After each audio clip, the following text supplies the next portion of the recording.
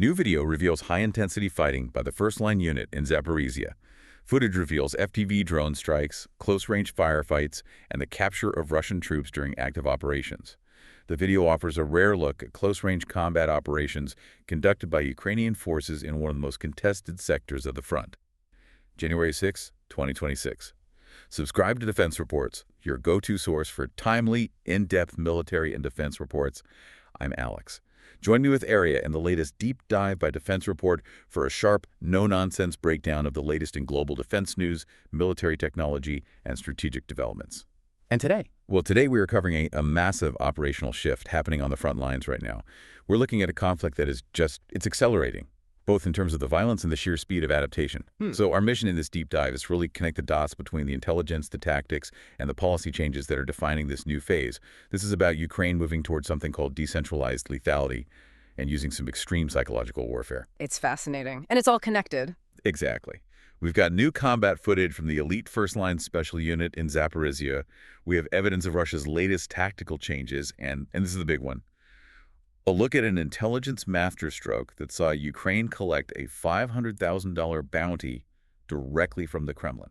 This is where it gets really interesting. And what's so critical to understand is how that chaos on the front lines, that constant close-quarters combat, is forcing a complete strategic revolution back in Kyiv.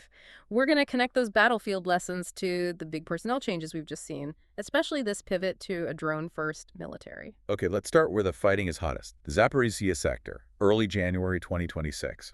The sources are showing a very clear, very decisive action from the Ukrainian high command.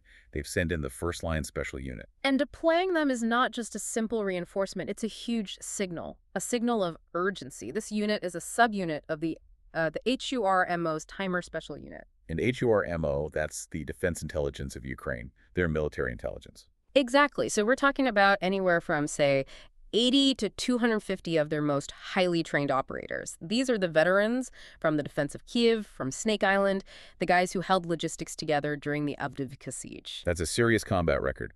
So what does their presence there right now tell us? It tells us Ukraine sees this sector as absolutely critical.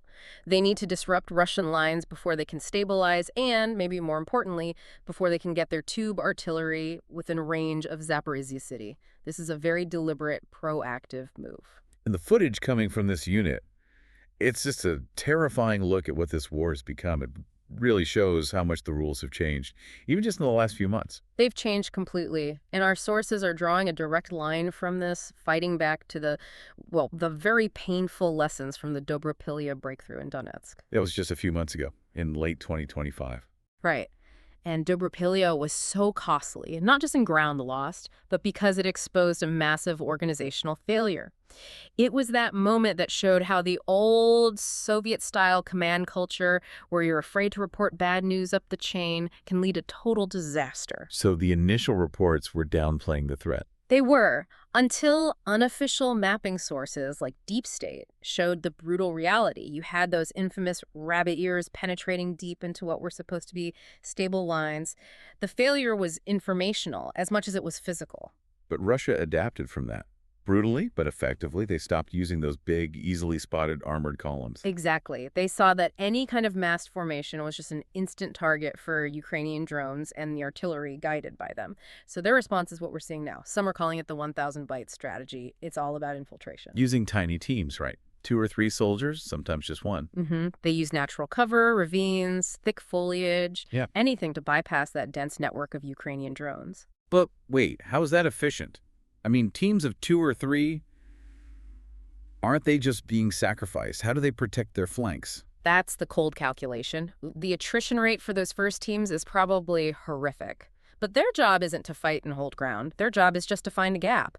They're probing for weak points, sometimes up to a kilometer apart.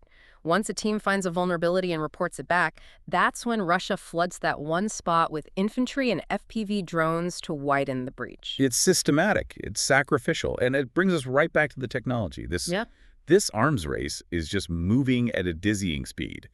And the sources suggest Russia might actually have a slight edge in some specific areas of drone ops right now. They do, especially in standardization, which helps their logistics. But the innovations are what's really frightening. They've developed specialized units called Rubicon units. And their whole job is what? Their entire mission is to hunt and destroy Ukrainian drone control centers. They've correctly identified that command structure as Ukraine's tactical center of gravity, and they are relentlessly going after it. You mentioned innovations, and what about the fiber optics? That sounds like a big deal for FPVs. It is a game changer. Your standard FPV uses a radio signal, right, which can be jammed. But these fiber optic FPVs are physically tethered to the operator. It means they get a superior continuous HD video feed, and it's basically unjammable over that link.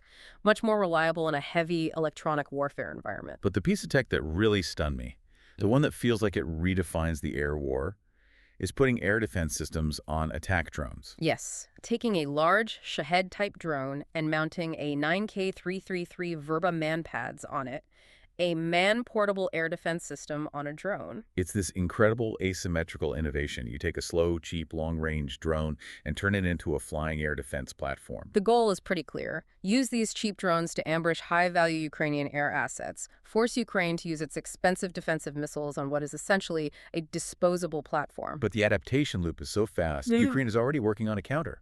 And that's the most critical takeaway from all this. Ukraine is developing its own specialized interceptor drones. Smaller, faster, and designed to attack these man-pads Shaheds from behind. Because the missile launcher faces forward. Exactly. So the rear of the drone is its big vulnerability. It's just this incredible high-speed drone-on-drone chess game that tells you everything about where the new defense ministry is putting its focus. And that focus on rapid innovation is so important because this isn't just a kinetic fight. It is absolutely about intelligence, about psychological warfare. Which, let's pivot to this incredible story that just came out. The supposed death of Denis Kapustin. The commander of the Russian Volunteer Corps, the RDK. This is a story that, it reads like a thriller. It really shows how much Ukrainian intelligence has matured. So set the scene. On December 27th, 2025, Russian state media is all over it. Kapustin, a man Putin reportedly sees as a personal enemy, has been killed by a drone strike in Zaporizhzhia. Right, and the implication is perfect for them. We, the Kremlin, successfully took out a major enemy with a drone. It's a huge propaganda win. Except it wasn't true. Not even close. On New Year's Day, Ukraine's GUR, their military intelligence again, revealed the whole thing was a complete, elaborate, month-long deception. Kapustin was perfectly fine. And the prize wasn't just humiliating the Kremlin. It was cold, hard cash. A massive payout. This is the part that is just almost unbelievable. GUR agents collected the $500,000 bounty that Russian intelligence had put on his head. Think about that. They ran an operation, staged a fake killing, fooled the FSB and the GRU, and then cashed the Kremlin's own check for the job. Can you imagine the meeting in that GUR office when the money came through? The money is symbolic, of course. The real impact is the catastrophic blow this deals to Russian intelligence. It has to be. It serves so many purposes. 3, immediately. 1, it completely exposed the Russian agent networks that were tasked with the hit. Those networks are now burned, useless. 2, it literally redirected Kremlin assassination funds into the budget for Ukrainian special ops. And 3, the public relations aspect of Kapustin, basically returning from the dead to active duty. It's just a profound humiliation for the FSB and GRU. It destroys trust from the inside out. It absolutely guts their ability to recruit and run operations. This is the heart of what the GUR is doing now, this intelligence combat loop, using the battlefield for maximum informational and, in this case, financial leverage. And this need for rapid, effective adaptation is clearly driving policy at the very top in Kyiv. We just saw the huge government reboot announced by President Zelensky on January 5th. Yes, and this is maybe the single biggest signal of their strategic commitment we've seen in months. The key change. Mikhailo Fedorov, the former digital transformation minister, is the new minister of defense. Which is a radical move. He's not a general, he's a tech CEO, essentially. And that's why it matters so much. It signals Kyiv's total all-in commitment to a drone-first military. Fedorov's ministry was the engine behind Ukraine's incredible tech solutions. The AI, the drones, the rapid prototyping. Zelensky himself said their tech helped eliminate over 90,000 Russian troops in just 3 months. It's a staggering number. So this appointment makes that approach the official doctrine for the entire military. It formalizes it. It turns the entire defense establishment into an innovation hub. And you see it in the other moves, too. Veso Malyuk stepped down as head of the SBU. But he's staying on to specifically direct asymmetric operations against Russia. The kind of operations that pull off a $500,000 heist. Exactly. They're reinforcing that specialized, high-impact approach. But while Ukraine is focusing on this tech-driven asymmetric strategy, Russia is just doubling down on its grim campaign against the home front. This energy terror campaign is back. The escalation is undeniable. Overnight, January 4th into the 5th, they launched a huge barrage, 9 ballistic missiles and a massive wave of 165 drones. This isn't just harassment, it's a strategic effort to break civilian morale and Ukraine's industrial capacity. And the targets. 5 ballistic missile strikes did, quote, very significant damage to energy infrastructure in Kharkiv. Which is critical infrastructure for keeping the city running in the winter. But they also hit civilian targets far from the front. A drone strike on a private hospital in Kyiv City. It killed a patient, injured 3 others. That's not collateral damage. No, that's calculated terror. And then there was the strike on the American-owned vegetable oil plant in Dnipro, a huge spill. The foreign minister came out and said this was part of a systemic effort to target American businesses. Trying to scare off foreign investment. It's an attempt to destabilize the economy and send a message to international partners to stay away. And all of this is happening while the world's attention is, being pulled elsewhere. The U.S. operation in Venezuela, for example. It forces Russia to issue statements, spend diplomatic capital, but it pulls focus from Europe.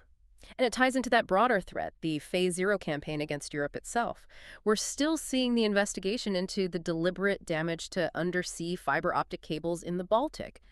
That kind of sabotage below the threshold of open war is designed to destabilize Europe and undermine NATO, to make them look inward. So let's try to synthesize all this. We have this decentralized high-tech fight in Zaporizhzhia, an incredible intelligence win with the Kapustin deception, a major strategic shift in Kyiv, and this relentless Russian terror campaign. What's the bottom line? The bottom line is that this is still fundamentally a war of attrition. Russia is trying to compensate for its massive losses. We're talking over 1.2 million troops since the full-scale invasion began by just throwing more bodies at the problem, forming new army corps. They still think they can win with mass. But Ukraine can't match that mass. They can't. So their only path forward, their best chance to break the stalemate, lies in that idea of decentralized lethality.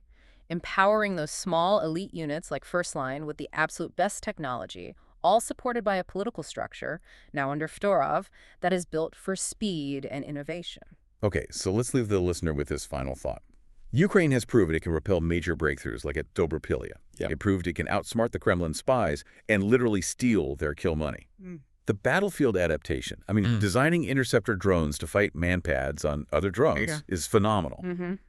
But Russia's 1,000 bytes tactic is improving, and their terror campaign is intensifying.